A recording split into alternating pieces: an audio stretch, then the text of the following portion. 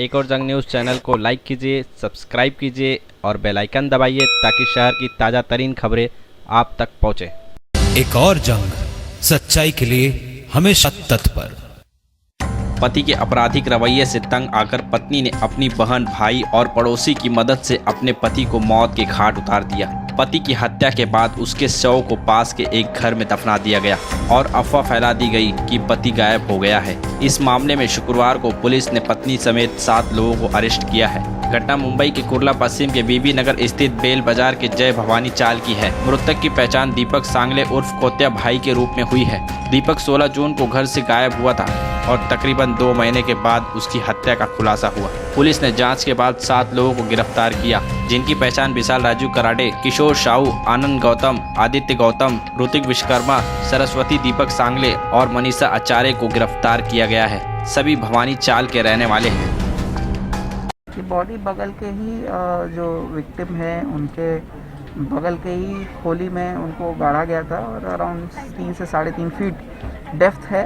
और जो बॉडी अभी हमने सरफेस तक पहुंच गए हैं, बॉडी डेलिकेट कंडीशन में है, इसलिए उसको अभी और 1-2 घंटा हमें एकदम केयरफुली उसको एक्सकवेट करना पड़ेगा। सर, अभी इसमें कुछ और आरोपी निष्पन्न हुए हैं क्या, और किस तरह से मारा गया है क्या? अभी तक 7 आरोपी के हमारे पास नाम है और जो इन्वेस्टिगेशन आज के लिए है वो बॉडी को रिकवर करने के ऊपर है एंड इसके बाद इसका एनालिसिस होगा।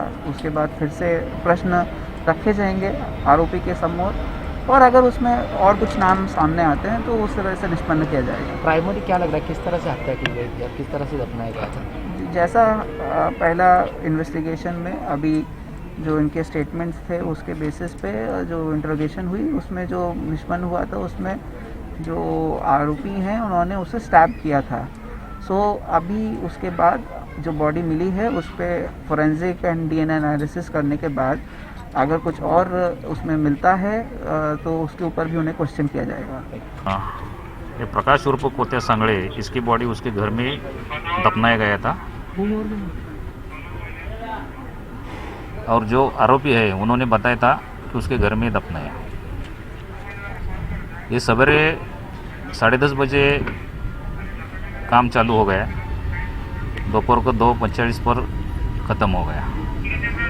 घर में जो दफनाया गया बॉडी है वो ज़मीन में 3-3.5 फुट का गड्ढा है, 3.5 फुट का गड्ढा है, उसमें दफनाया था। लेकिन नीचे पानी था इसलिए बॉडी सेमी डिकम्पोज हो गई, लेकिन स्केलेटल अच्छा तरह से निकल गया। आगे किस तरह से प्रक्रिया रहेगी? अभी वो बॉडी पोस्टमार्टम के लिए भेजा है, पोस्टमार्टम रिपोर्ट मिलेगा, उसके बाद उसके बॉडी पे कितना वार हुआ है वो पता चलेगा। देश प्रदेश की हर छोटी सी बड़ी खबरें, शासन प्रशासन के भ्रष्टाचार, घोटाला और जनता के हक में आवाज उठाने के लिए एक और जंग न्यूज़ चैनल आपको रखे आगे।